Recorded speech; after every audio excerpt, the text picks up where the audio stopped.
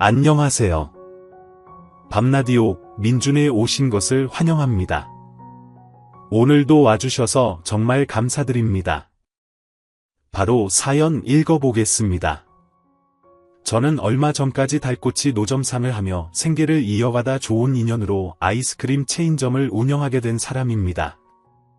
성실하게 정직하게 살면 언젠가는 보답을 받는다는 것을 믿게 된 사연을 들려드릴게요. 원래 저는 나름 잘 나가던 커리어 우먼으로 친정 부모님의 회사에서 마케팅팀 팀장을 맡고 있었어요. 친정 부모님은 홍보대 행사를 운영하셨고 운영이 잘 되어 친정집은 꽤 유복한 편이었죠. 그리고 저는 결혼을 하게 되었어요. 남편은 세무소에서 근무하고 있었어요. 이후 저희 회사는 남편의 회사와 계약을 맺고 일을 하게 되었죠. 그때 저에게는 2명의 의사 동서들이 있었어요. 둘 다 저보다 어렸는데 의사 동서들은 개천에서 용난 케이스였어요. 집안이 유복하지 않고 오히려 어려운 편이었는데 어렵게 공부해서 의사가 되었죠. 의사가 된 후 시집을 오면서 저와 많이 친해졌어요. 그러다가 저희 회사에서 동서들의 병원 마케팅을 맡게 되었어요. 저희 회사가 마케팅을 맡은 후 병원의 매출이 30%나 증가했고 덕분에 의사 동서들은 병원장과 많이 친해져 눈도장을 제대로 찍었어요. 형님 정말 감사해요. 형님 덕분에 이번에 병원장님이 제 연봉 올려주기로 하셨어요. 언니가 홍보 잘해주신 덕분이에요. 진짜 형님밖에 없다니까요. 이렇게 동서 둘은 제 덕을 많이 보았고 저를 잘 따르고 좋아했어요. 저도 동서들과 친하게 지내며 모든 것이 잘 되어 참 좋았어요. 그러나 친정의 사업과 남편 회사에 문제가 생기면서 상황이 나빠졌어요. 친정 회사는 새로운 홍보 방법을 개발하기 위해 외주 용역 계약을 했고 꽤 큰 돈을 투자하며 기대하고 있었어요. 그런데 불경기가 닥치면서 기존 거래 기업들이 홍보비를 줄이게 되어 매출이 줄어들었고 외주 용역비를 마련하지 못하게 되었어요. 새로운 홍보 방법 개발도 중단되고 매출도 줄어들자 회사는 순식간에 적자를 내기 시작했어요. 부모님이 회사를 오래 운영했지만 이런 상황은 처음이었어요. 부모님은 많이 당황하셨고 방법을 찾는 사이에 회사를 정리할 기회를 놓쳐버리고 말았죠. 결국 친정 회사는 빚을 많이 진 채 무너졌어요. 부모님은 개인회생을 신청하셨어요. 평생 살면서 돈 없이 고생을 하게 된 것은 처음이었죠. 그렇게 친정의 사업이 망한 후 저는 심리적으로나 경제적으로 많이 힘들었어요. 직장도 잃고 든든한 친정집도 없어져서 많은 것을 잃은 기분이었죠. 그래도 충격에서 벗어나 극복하려는 사이에 남편이 탈세 사건에 연루되었습니다. 남편이 세무관리를 하던 큰 회사 중 한 곳이 탈세로 신고를 당했고 해당 회사를 담당하던 세무 담당 직원들도 함께 고발당했어요. 어떻게든 남편이 처벌받는 상황을 피하고 싶었지만 결국 남편은 5년의 옥살이를 하게 되었어요. 막을 새도 없이 남편마저 옥살이를 하게 되자 저희 집은 완전히 풍비박산이 났어요. 저 또한 같이 풍비박산이 나고 말았죠. 아직 어린 아이들을 키우기 위해 생활비와 학원비가 필요했는데 평생 다니던 회사가 사라지고 나자 제가 할 수 있는 일은 없는 것 같았어요. 갑자기 무일푼이 되어 다음 날 먹을 밥 한 끼를 걱정해야 하는 상황이 되었어요. 저는 재기하기가 힘들다는 생각이 들었어요. 하지만 의사 동서 둘은 나날이 승승장구를 하고 있었어요. 동서 둘 다 아직 페이닥터였지만 진료과가 피부과였고 비만 클리닉도 함께 하고 있어서 돈을 잘 버는 것 같았어요. 과거 저의 도움으로 병원장들과 친해지면서 연봉도 오르고 점차 많은 일을 맡게 된 것 같았죠. 그래서 저는 동서 둘에게 도움을 좀 요청해 보기로 했어요. 형님이 동서둘에게 도움을 요청하려니 조금 부끄러운 생각도 들었지만 그런 것은 문제가 되지 않을 정도로 저는 절박했거든요. 그간 저의 도움을 받아온 동서들이고 셋이 매우 친했기 때문에 분명 저를 도와줄 것이라고 생각을 하고 도움을 청했죠. 큰 동서, 작은 동서, 소식 들었겠지만 내가 정말 곤란한 지경에 처해서 친정 회사도 폐업을 했고 나도 이제 일자리가 없어졌거든. 게다가 남편이 옥에 가게 되어서 내가 이런 말 하는 거 정말 미안하고 부끄러운데 내가 너무 급해서 그런데 혹시 병원에 일자리 하나 소개시켜 줄 수 있어? 아니면 당장 급한 돈만 조금 빌려주면 내가 무슨 일이든 해서 갚을게. 이렇게 염치불구하고 동서들에게 도움을 요청했는데 동서들은 이전과 완전히 달라진 태도로 저의 도움 요청을 거절했어요. 사람이 어떻게 이렇게까지 한 번에 태도를 바꿀 수 있는지 소름이 돋을 정도였어요. 어머 형님, 당연히 소식은 들었죠. 그런데 형님네 회사 망하는 바람에 저희 병원 마케팅도 중단되었잖아요. 물론 그 돈은 돌려받긴 했는데 병원장님이 마케팅이 중단되어서 언짢으시더라고요. 저도 덕분에 영 불편해요. 형님이 제가 형님 때문에 피해를 봤는데 형님을 도와달라는 말씀이세요? 마케팅은 이제 다른 회사에 부탁해도 되는 거잖아요. 그래도 내가 그동안 동서들을 도왔는데 내가 이렇게 힘든데 동서들도 한 번만 나를 도와주면 안 돼? 아니 자업자득이죠. 저희가 그걸 왜 도와야 해요? 사업하다가 망한 거면 스스로 책임져야죠. 저희가 돈 빌려줬다가 못 받게 되면 그건 어디에서 받으라고 그런 말씀하시는 거예요. 동서 둘은 이렇게 정말 싸가지 없이 거절을 했어요. 본인들이 저를 필요로 할 때는 간이라도 내어줄 것처럼 하면서 제 옆에 붙어 있었는데 막상 제가 본인들을 필요로 하니 자기들은 모르는 일이라며 무시를 하는 것이었어요. 저는 많은 배신감을 느꼈어요. 이런 취급을 받을 줄은 모르고 내가 사람을 잘못 봤구나 싶었죠. 심지어 시어머니 또한 본인 아들이 옥살이를 하게 된 것을 누군가의 탓으로 돌리고 싶었는지 저와 친정을 원망했어요. 아들이 맨날 일이 많다고 했어. 그래도 너희 친정집 회사 일 맡았을 때도 일이 많다고 했어. 걔가 너네 친정집 일이라고 무리해서 하다가 다른 일에 신경을 많이 못 썼던 거야. 그러니 탈세니 뭐니 말도 안 되는 일에 연루가 된 것 아니야. 아주 꼴도 보기 싫어. 이렇게 시어머니는 말도 안 되는 이유를 들어보닌 아들이 저와 우리 친정 때문에 망쳐졌다고 격노했어요. 그러면서 저를 사람 취급도 하지 않기 시작했어요.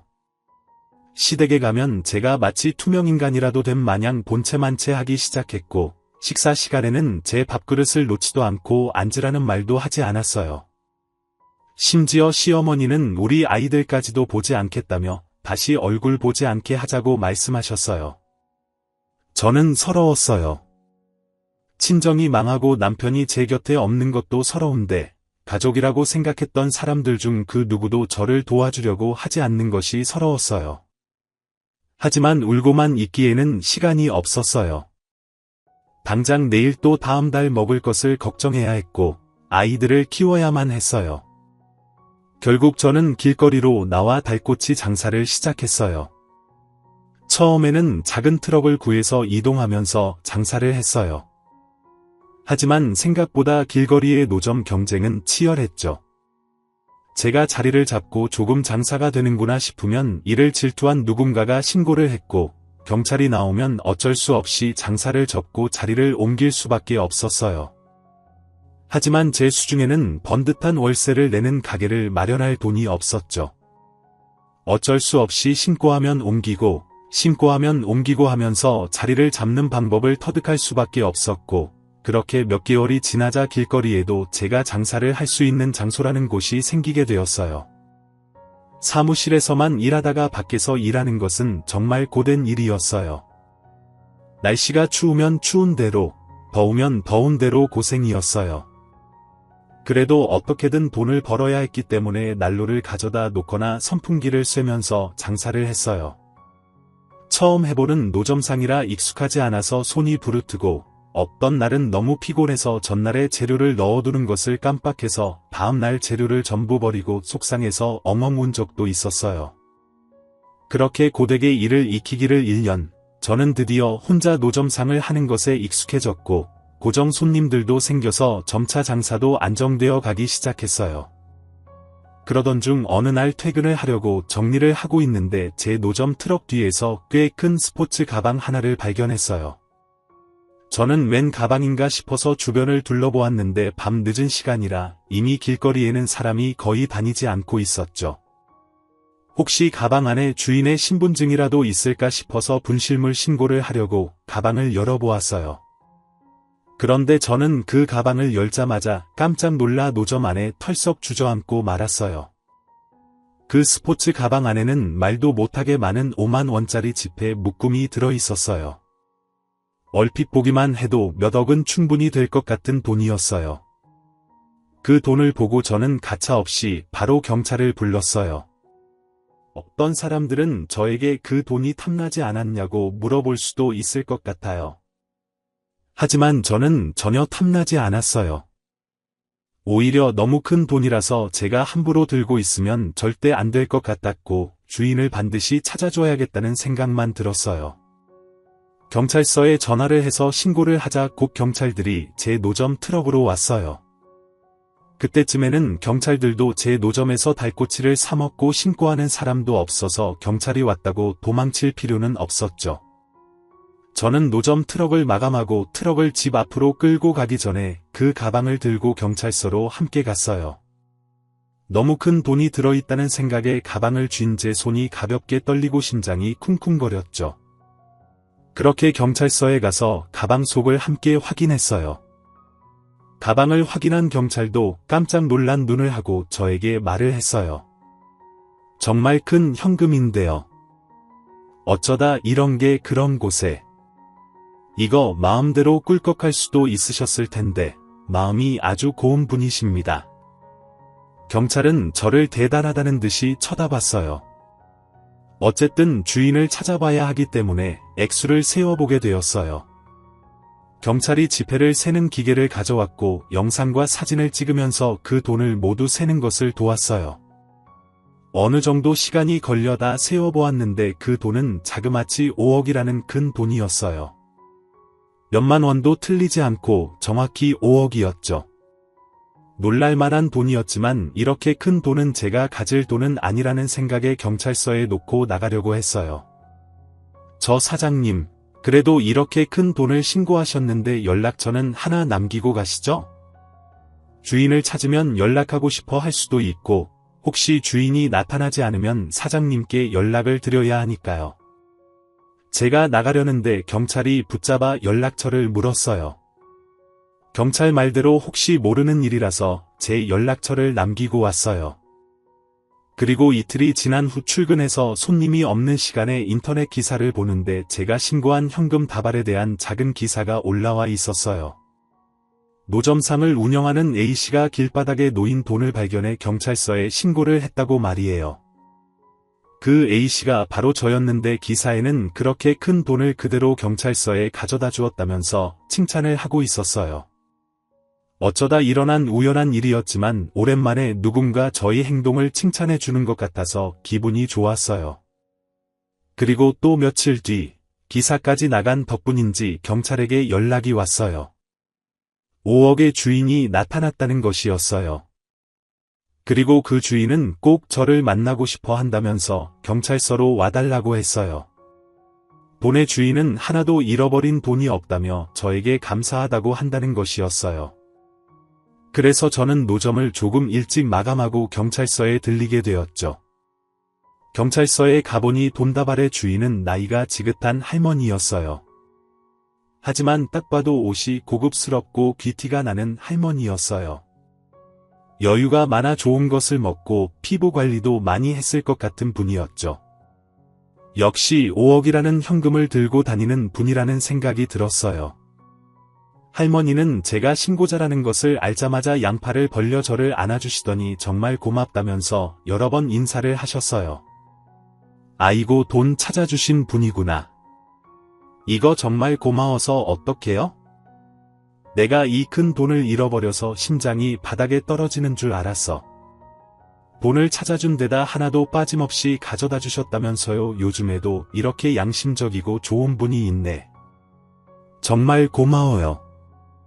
그리고 할머니는 돈을 잃어버리게 된 경위를 설명해 주셨어요. 우리 딸이랑 내가 부동산업을 해요. 건물이나 땅, 빌라 같은 것을 사고 팔거나 낡은 것을 사들여서 새로 지어서 팔고 그러거든요. 그런데 이번에 좋은 매물이 나와 구입을 했는데 나보다도 나이가 더 많은 할아버지가 소유한 주택인 거야. 이 할아버지가 현금을 가져다 주어야 매매 계약서를 써주겠다고 하니까 이 방법이 있겠어. 어쩔 수 없이 현금으로만 5억이나 뽑아서 가져가고 있었거든. 내 딸이 바빠가지고 내가 직접 가지고 가고 있었어. 그래서 이 가방 안에 돈도 있고 중요한 서류도 들어있었던 거예요. 그런데 내가 돈 운반을 하던 중에 전화를 받고 그 가방을 정류장에 깜빡 두고 버스를 탔지 뭐야. 그냥 택시 타고 갈 걸 아니지. 택시에 놓고 내렸으면 더 큰일이 났을 수도 있지. 어쨌든 전화한다고 그 매물 있는 곳에 도착해서야 돈 가방이 없어진 걸 안 거야. 근데 나이가 들어서 그런가 언제 그 가방을 어디에 내려놨는지 기억이 안 나. 그래서 그날 들렀던 음식점이랑 카페랑 부동산이랑 뭐 그런 것만 다 찾아보고 정류장에 있을 거라는 생각을 못했잖아. 그런데 이렇게 찾아주어서 얼마나 고마운지 몰라요. 정말 내가 꼭 좀 살해를 하고 싶어서 만나고 싶다고 했어요. 그러더니 할머니는 대뜸 현금 뭉치를 꺼내서 저에게 건네는 것이었어요. 그런데 저는 깜짝 놀라기도 하고 이렇게 돈 받으려고 찾아드린 것도 아니어서 살해금을 받지 않겠다고 했어요. 왜 좀 받아봐요? 살해금인데 뭘 어때서 그래? 살해금 받는다고 아무도 뭐라고 안 해요? 할머니는 살해금을 받으라며 자꾸 저에게 들이밀었지만 저는 분실물을 신고한 것뿐이라는 생각이 들어서 사형을 했어요. 그러고 있는데 경찰서로 할머니의 딸이 찾아왔어요. 엄마, 저 왔어요. 그분이 신고해 주신 분이에요. 정말 감사합니다. 딸까지 와서 저에게 연신 고맙다고 인사를 하며 살해금을 내미는데 저는 끝까지 사양을 했어요. 정말 괜찮습니다. 이렇게 큰 돈을 받을 수가 없어요. 분실물을 발견하면 신고하는 것이 당연하죠. 돈 받으려고 한 것은 아니라서 그냥 분실물이 돈이었던 것뿐이니까요. 제가 극구 사양하자 결국 할머니와 딸은 그렇다면 이거라도 받아달라고 하면서 명함을 내밀었어요. 요즘 같은 때 이렇게 양심적인 분이 있을 줄은 몰랐어요. 혹시 힘든 일 있으면 연락 주세요. 언제든지요. 저희가 그래도 제법 여유가 있으니까 도울 수 있는 만큼 도와드릴게요. 저는 그렇게 부동산업 회사를 운영하는 부자 모녀의 명함을 받았어요. 제 처지에 부동산도 없고 당장 도와달라고 할 것도 없었지만 마음이 고마웠어요. 그런데 그 후 할머니랑 그 따님은 저를 잊지 않고 오며 가며 지나칠 때마다 매번 제 노점에 들렀어요. 올 때마다 달꼬치를 종류별로 잔뜩 사가면서 저와 담소를 나누고는 했어요. 사장님, 요즘도 건강하시죠? 사장님, 달꼬치 생각나서 왔어요. 이 근처에 볼 일도 있고요. 공사 현장에 가는데 인부들이 간식으로 달꼬치를 드리려는데 20개 아니 30개만 싸주세요. 요즘도 많이 바쁘시네요. 이번에는 어떤 건물 지으세요? 노후된 상가 건물 구입해서 철거 중이에요. 다 짓고 나면 한번 같이 보러 가실래요? 점심 한 끼도 같이 하고요. 그렇게 두 모녀와 저는 친분을 쌓게 되었어요. 매번 제 노점에서 외상을 올려주고 어떤 때는 함께 식사를 하기도 하고요. 고마운 마음에 저도 변변치 않지만 명절을 앞둔 때에는 작은 선물을 드리기도 했어요. 이런 일이 있고 난 뒤 시아버지 생신날이 다가왔어요. 저는 오랜만에 시댁에 가기로 마음을 먹었어요. 시어머니는 저를 박대했지만 시아버지는 그래도 저를 챙겨주시는 고마운 분이셨거든요. 저는 시아버지의 생신을 축하해 드리고 싶은 마음에 긴장이 되었지만 열심히 준비를 하고 선물도 사들고 시댁으로 향했어요. 시댁에 도착하자 의사 동서들이 먼저 도착해 있었어요. 저는 인사를 했지만 동서들은 제가 온 것이 놀랍다는 반응이었어요. 어쨌든 제가 시댁에 들어서서 시아버지 생신상 만드는 것을 거두려고 하자 의사 동서들은 저를 보면서 이렇게 말을 하는 것이었어요. 어머 노점상 하는 서민이랑 겸상을 하게 될 줄은 몰랐는데 정말 오랜만이네요. 형님 오늘은 왜 굳이 여기까지 오신 거예요? 단박에 이렇게 모욕적인 소리를 듣자 저는 할 말을 잊고 말았어요. 무슨 말이라도 대꾸를 하고 싶었는데 무슨 말을 해야 할지 몰라서 그저 부엌길을 거둘 준비만 했어요. 그러자 동서들은 저에게 이렇게 말하면서 저를 내쫓으려고 하는 것이었어요. 아니 없이 살아서 그런가 왜 이렇게 눈치가 없어요? 형님 시어머니가 형님 보기 싫어하는 거 잊으셨어요? 저희도 무식하게 몸으로 일하는 것밖에 모르는 사람이랑 굳이 겸상하기 싫다고요. 선물만 두고 어서 집으로 가세요. 동서들이 이렇게 타박을 하는데 그제서야 저도 화가 나기 시작했어요. 예전에는 그냥 섭섭하고 상처를 받아서 돌아서기만 했는데 이런 소리까지 듣고 나니 제대로 화를 내야겠다는 생각이 들었어요. 동서 둘은 싸가지가 없어서 그런가? 제가 조용히 있으니 더 만만하게 보는 것 같았죠. 뭐 너희 대체 무슨 말이야? 의사이고 돈 있으면 그렇게 아무나 무시해도 되는 거야. 나보고 눈치가 없다고 너희는 아주 인성이었구나. 내가 도와준 걸 고마운 줄도 모르고 단물만 쭉 빨고 모르는 척하더니 이제는 아주 싸가지가 없네. 어디 계속 말해봐. 계속 해봐. 저도 가만히 있지 않고 맞서서 싸웠어요. 이렇게 동서와 제가 부엌에서 소리를 지르며 아웅다웅 싸우고 있자 생일자인 시아버지가 오셔서 크게 호통을 치셨어요. 다들 뭐 하는 거야? 동작 그만 대체 같은 집 가족들끼리 왜 이러는 거야? 저희는 시아버지의 호통의 일순간 모두 합주기가 되었어요. 시아버지는 상황을 다 파악하신 건지 저희가 싸움을 그치자 중재를 하셨어요. 너희들 형님한테 그러는 거 아니다. 돈 없다고 무시하는 거 아주 예의 없는 짓이야. 너희 그렇게 못 배운 애들이냐? 그리고 사람은 누구나 힘든 시기를 맞이할 수 있는 거야. 너희 형님이 잠시 힘들다고 해서 도와주지는 못할 망정 이렇게 못된 소리를 할 수가 있냐? 다음부터 이런 소리 하는 거 내 귀에 들리면 너희는 아주 아작을 낼 줄 알아. 시아버지는 제 편을 들어주며 동서들을 혼내셨어요. 그리고 이어서 저에게 말씀하셨어요. 큰애야 이런 말 마음에 담아두지 말아라. 그리고 네가 오늘 내 생일 축하하러 온다고 해서 안 사람한테도 단단히 일러뒀어. 그 애가 오는데 전처럼 학대하지 말라고 말이야. 너라고 남편이 옥살이를 할 줄 알았겠냐. 그러니 오늘은 마음 놓고 밥 먹고 가라. 못난 아들놈 때문에 내가 고생이 정말 많다. 시아버지에게 이런 말을 들으니 시어머니와 동서들에게 향했던 원망의 마음이 사르르 녹으면서 눈물이 흘렀어요.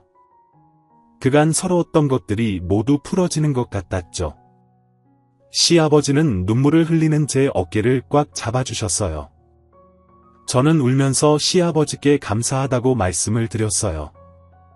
저와 시아버지를 동서들은 못마땅한 눈빛으로 보고 있었죠. 결국 그날은 저도 시댁 식탁에서 함께 식사를 하게 되었어요. 시아버지의 생신 축하를 알고 선물을 전달드렸죠. 그리고 모두 앉아서 식사를 하는데 동서들과 시동생들이 하는 이야기가 들렸어요. 아버지 이제 개원할 만큼 돈이 모인 것 같아서요. 이번에 새로 지은 건물인데 위치도 좋고 월세도 적당해서 저희 두 집이 힘을 모아 피부과를 크게 운영해볼까 하고요. 맞아요. 아버님 저희가 드디어 돈을 많이 모았어요. 의사이다 보니 은행에서 개업 대출도 쉽게 나오고요.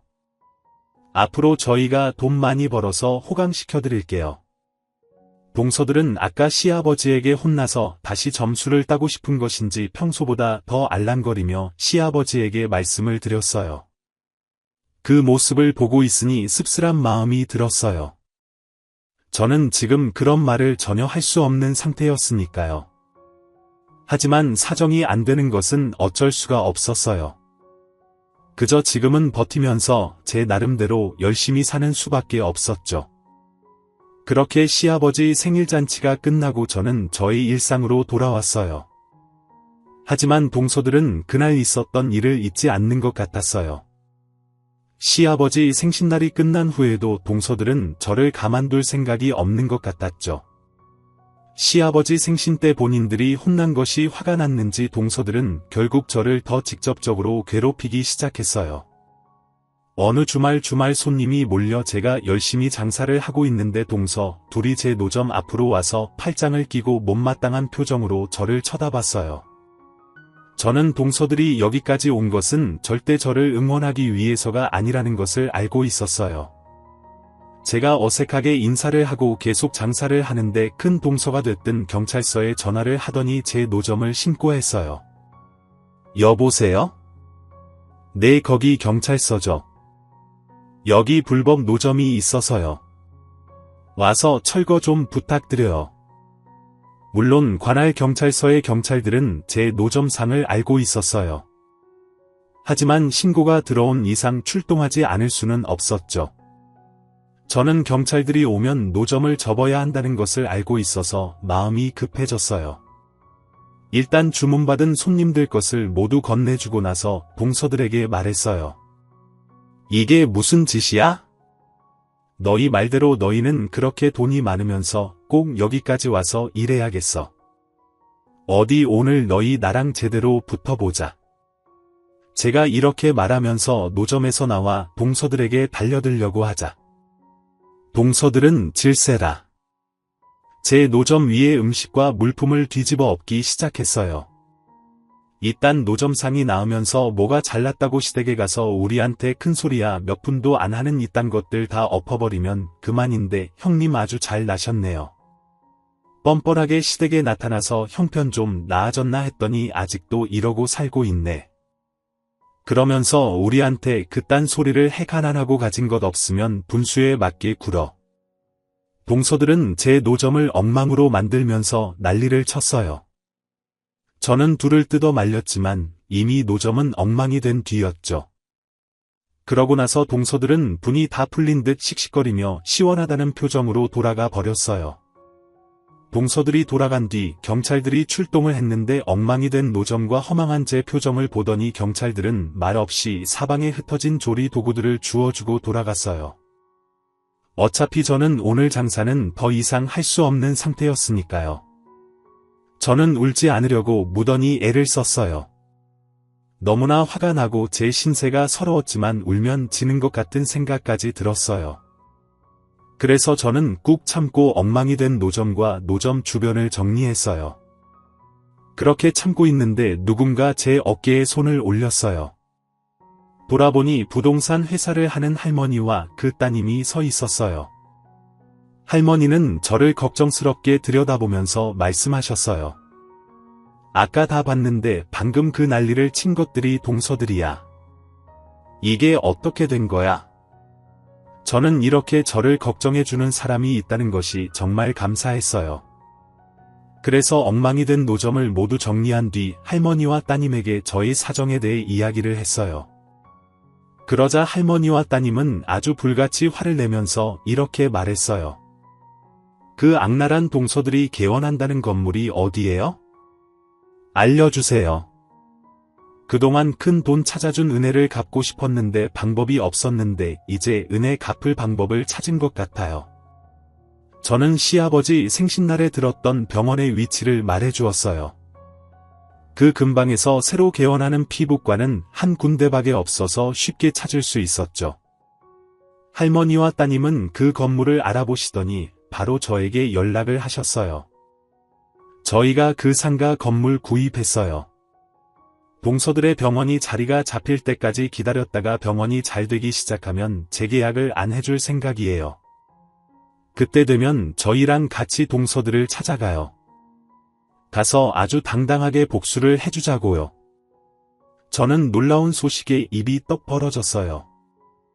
그리고 상가 건물을 사들일 정도로 저를 생각해준 것이 고마웠어요. 그러면서 죄송한 생각이 들기도 했고요. 제가 괜히 사정 이야기를 해서 상가 건물까지 사게 된 것은 아닌가 복수를 대신하게 해주었는데 너무 큰 금액이 아닌가 싶어서요. 어쨌든 갖가지 마음이 들었지만 그래도 이렇게까지 해주셨으니 할 거면 제대로 된 복수를 하자 싶었어요. 그렇게 1년 후 동서들 병원은 사람들이 줄을 설 정도로 문전성시를 이뤘어요. 피부과랑 비만 클리닉을 같이 하다 보니 여자 환자들이 줄을 지어 섰고 점차 소문이 나서 예약 없이는 갈 수 없는 병원이 되었어요. 그러던 때 다시 시아버지 생신이 돌아와서 저는 시댁으로 갔어요. 시댁에 도착하니 동서들은 더 기고만장해서 전보다 저를 더 무시하려고 했어요. 시아버지의 불우령이 한 번 있었기 때문에 대놓고 저를 타박하지는 못했지만 은근하게 무시하는 발언을 계속했어요. 형님 시아버지 생신상은 형님이 좀 만들어요. 형님은 어차피 달꽃을 굽는 일 하잖아요. 음식 하는 거는 어차피 매양 가세인데 형님이 하는 게 빠르지 않겠어요? 맞아요. 저희는 요새 병원이 워낙 잘 되어서 시아버지에게 생신 선물로 용돈도 크게 드렸거든요. 그럼 용돈 많이 못 가져온 사람이 음식 정도는 해도 되잖아요. 저는 이런 소리를 듣는 것이 정말 어이가 없었지만 저의 복수는 좀 더 시간이 걸리는 일이었기 때문에 여유롭게 받아주기로 했어요. 동서들은 손이 없나봐 아니면 평생 요리 한번 못 해봤나 돈이면 다 된다고 생각하는 사고방식을 가진 것도 안타깝기는 하네. 시아버지 생신상인데 돈으로 처리하는 듯이 말하는 게 적당한 일일까 싶기는 하지만 뭐 알아서 그러자 동서들은 시아버지 눈치를 보느라 크게 화를 못 내고 제 앞에서 한참을 삐죽거리다가 거실로 가버렸어요. 저는 그 모습을 보면서 코웃음을 쳤죠. 어차피 조금만 있으면 제 앞에서 꼼짝도 못할 거면서 마지막까지 저렇게 못되게 구는 모습이 가스러웠거든요. 그리고 드디어 병원 개업 후 2년이 되는 날이 왔어요. 재계약을 해야 해서 동서들은 할머니와 따님에게 연락을 했죠. 그리고 할머니와 따님이 저에게 연락이 와서 재계약 자리에 함께 나가기로 했어요. 처음에는 재계약 이야기를 하는 자리에 따님 대신 제가 나갔어요. 동서들은 저를 보자마자 눈을 동그랗게 뜨더니 코웃음을 치는 것이었어요. 형님 여기가 어디라고 오신 거예요? 저희 보러 오신 거예요. 건물주님은 어디 가셨고요? 형님이 왜 여기 계시지 이해할 수가 없네. 저는 그 말을 듣고 미소를 지었어요. 그리고 동서들 앞에 따님 회사의 명함을 내밀면서 말했어요. 이분이 상가 주인인 건 알고 있지. 이분이 바로 내 후원자이셔. 지금 나는 이분의 대리인으로 온 거고 곧 있으면 너희의 건물주님도 오실 거야. 제가 이렇게 말을 하자 동서들은 아까보다 더 눈을 동그랗게 크게 떴어요. 동서들이 제 말을 믿을 수 없다는 표정으로 상황 파악을 하려고 하는데 건물주인 따님이 들어왔어요. 안녕하세요.